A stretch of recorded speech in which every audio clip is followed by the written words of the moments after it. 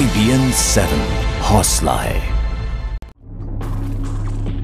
5 साल में 9000 लोगों की रगों में चढ़ाया गया मौत वाला खून। 5 साल में 9000 परिवारों के साथ हुआ खिलवाड़। कौन है इसका जिम्मेदार? कैसे हुई ये जानलेवा लापरवाही? देखिए, रगों में दौड़ती मौत, 5000 को एड्स वाला खून। जी हाँ, पिछले 5 साल में 9000 मरीजों के शरीर में चढ़ाया जा चुका है HIV संक्रमित खून। ये बेहद ही चौंकाने वाला खुलासा हुआ है RTI के जरिए। एक RTI के जरिए पूछे गए सवाल के जवाब में नेशनल एड्स कंट्रोल प्रोग्राम यानी NACO ने ये आंकड़ा मुहैया कराया है। सबसे ज्यादा 1100 केस उत्तर प्रदेश में हुए हैं, जबकि 1000 केस के साथ महाराष्ट्र का नंबर तीसरा है। देखिए ये चौंकाने वाली रिपोर्ट।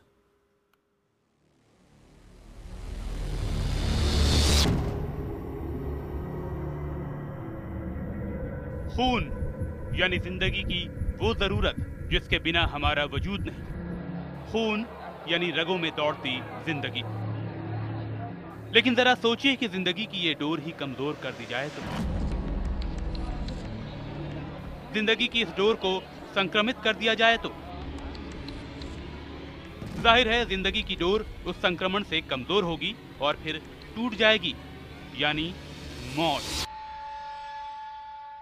हम आप या हमारे अपने जब बीमार पड़ते हैं, जब अस्पताल में भर्ती होते हैं, जब ऑपरेशन हो रहा होता है तो हमें खून की जरूरत पड़ती है। हर रोज देश के लाखों अस्पतालों में मरीजों के शरीर में खून चढ़ाया जाता है। उन्हें जिंदगी देता है ये खून। अब इस चिट्ठी को गौर से देखिए, क्योंकि ये आपके होश उड़ा देगी। ये चिट्ठी है नेशनल एड्स कंट्रोल ऑर्गेनाइजेशन की। सीरियल नंबर है S-12015-22-22-09-NACO। 20 नवंबर 2014 को RTI के जरिए पूछे गए सवाल का इसमें जवाब दिया गया है। और जवाब जानकर आपका चौंकना यकीनी है। इसके जरिए पता चला है कि पिछले 5 साल में ब्लड बैंकों के जरिए खून लेने वाले 9000 लोगों को HIV संक्रमित खून दिया गया, यानी 9000 लोगों की जिंदगी से खिलवाड़ किया गया। उनकी रगों में एड्स वाला खून डाल दिया गया। RTI के जरिए नेशनल एड्स कंट्रोल ऑर्गेनाइजेशन से मिले जवाब में सबसे ज्यादा HIV संक्रमित खून जो मरीजों को चढ़ाया गया है वो यूपी में चढ़ाया गया है। यूपी में करीब 1100 मरीजों को HIV संक्रमित खून चढ़ाने की बात सामने आई है, यानी 1100 लोगों ही नहीं 100 परिवारों के साथ खिलवाड़ किया गया। मरीजों को एड्स वाला खून चढ़ाए जाने के मामले में गुजरात का नंबर दूसरा है। RTI के जरिए मिली जानकारी के मुताबिक पिछले 5 सालों में यूपी के बाद सबसे ज्यादा HIV संक्रमित खून मरीजों को जो चढ़ाया गया है वो गुजरात में चढ़ाया गया है। इस RTI के आंकड़े चौंकाने वाले हैं। सिर्फ महाराष्ट्र में अप्रैल से अक्टूबर 2014 तक 80 लोग ऐसे हैं जिन्हें ब्लड ट्रांसफ्यूजन की वजह से HIV हुआ हो। इन आंकड़ों की माने तो महाराष्ट्र में पिछले 5 सालों में 1000 लोग ऐसे हैं जिन्हें ब्लड ट्रांसफ्यूजन की वजह से HIV संक्रमित खून चढ़ाया गया है। सिर्फ महाराष्ट्र की बात करें तो पिछले 5 सालों के आंकड़े हैरान करने वाले हैं। साल 2010-11 में यहाँ 182 मरीजों को संक्रमित खून चढ़ाया जा चुका है। 2011-12 की बात करें तो 283 लोगों को HIV संक्रमित खून दिया गया। 2012-13 में यह आंकड़ा रहा 226 का। 2013-14 में 198 मामले सामने आए, जबकि साल 2014-15 में अक्टूबर तक 80 मरीजों को HIV संक्रमित खून चढ़ाया गया। बड़ा सवाल है कि आखिर मरीजों की जिंदगी के साथ ये खिलवाड़ क्यों और कैसे हो रहा है। कोई जानबूझकर तो मरीजों को HIV संक्रमित खून नहीं देगा, तो फिर ये जानलेवा लापरवाही कैसे हो रही है? कैसे जिंदगी देने की बजाय मरीजों की रगों में भरा जा रहा है मौत वाला खून? ये बताएंगे अगली रिपोर्ट में। मुंबई से विवेक गुप्ता के साथ ब्यूरो रिपोर्ट IBN 7। वैसे सोचकर भी कैसा लगता है ना, खून एक ऐसी चीज़ है जिसकी ज़रूरत हम में से किसी को भी कभी भी पड़ सकती है, अपने परिवार वालों के लिए, अपने लिए। और अगर हम किसी ब्लड बैंक में जाते हैं, किसी हॉस्पिटल में जाते हैं और अगर ये पता ना हो कि जो खून हमें चढ़ाया जा रहा है वो कहीं संक्रमित तो नहीं है, वो भी HIV संक्रमण जो जानलेवा है, हम सब जानते हैं, बिना किसी गलती के किसी मरीज को ऐसा खून चढ़ा दिया जाना जो कि HIV संक्रमित हो, इससे इतना बड़ा अपराध खुलेआम हो रहा है। लापरवाही कहिए इसको, जो भी कहिए, लेकिन ये हो रहा है हमारे आसपास ही। हम आपको बताते हैं कि आखिर कैसे एचआईवी संक्रमित खून मरीजों की रगों में जा रहा है और धीरे धीरे मौत बनकर न सिर्फ मरीज बल्कि उसके पूरे परिवार को तबाह कर रहा है। जानकारों का कहना है कि मरीजों को एचआईवी संक्रमित खून देने से बचाने का सबसे अच्छा तरीका यह है कि खून चढ़ाने से पहले उसकी पूरी जांच की जाए, न कि ब्लड बैंक की जांच को अंतिम माना जाए। इसकी वजह है एचआईवी वायरस का नेचर, जो कि कई मर्तबा साल भर बाद तक पता चलता है।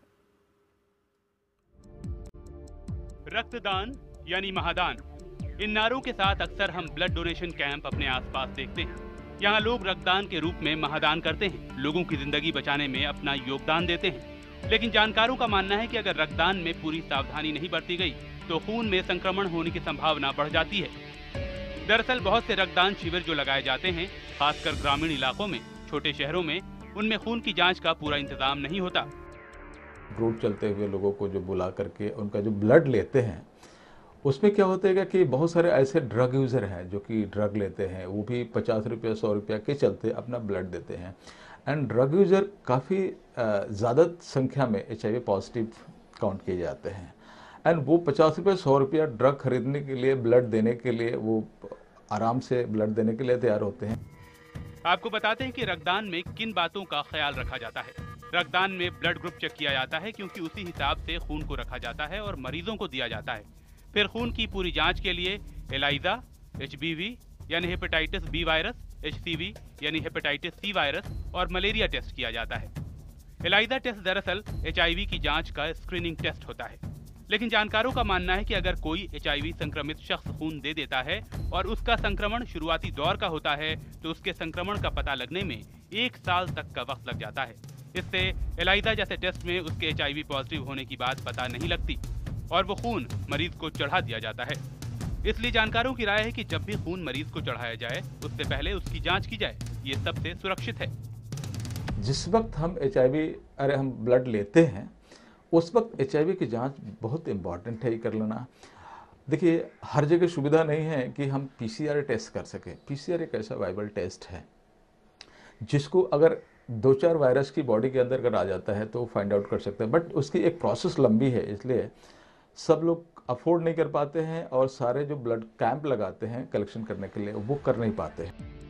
जानकारों के मुताबिक एलाइजा और NAT टेस्ट 2 ऐसे टेस्ट हैं जो खून जमा करने के बाद ब्लड बैंक द्वारा किए जाते हैं। हर ब्लड बैंक के लिए खून की जांच करना जरूरी होता है, लेकिन अहम यह है कि एलाइजा टेस्टिंग का विंडो पीरियड है 3 से 6 महीने का, जबकि NAT का 7 दिन। यानी अगर कोई शख्स HIV से 8 दिन पहले संक्रमित हुआ है और उसने ब्लड डोनेट किया है तो इस रक्त के संक्रमण की जानकारी NAT टेस्ट से ही मिल सकती है, जबकि एलाइजा टेस्ट के माध्यम से संक्रमण के 3 से 6 महीने के बाद ही पता चल सकता है।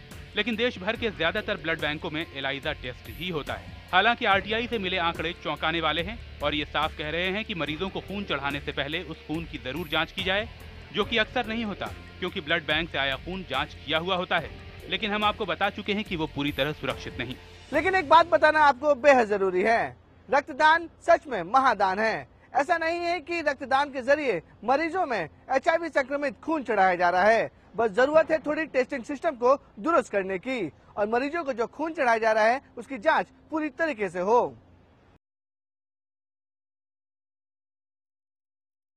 HIV यानी ह्यूमन इम्यूनो डेफिशिएंसी वायरस दरअसल हमारे शरीर की लड़ने की ताकत और क्षमता को अपना निशाना बनाता है और उसे कमजोर कर देता है और इसकी वजह से शरीर बाहरी संक्रमणों को झेल नहीं पाता। हम आपको बताते हैं HIV से कैसे होता है एड्स।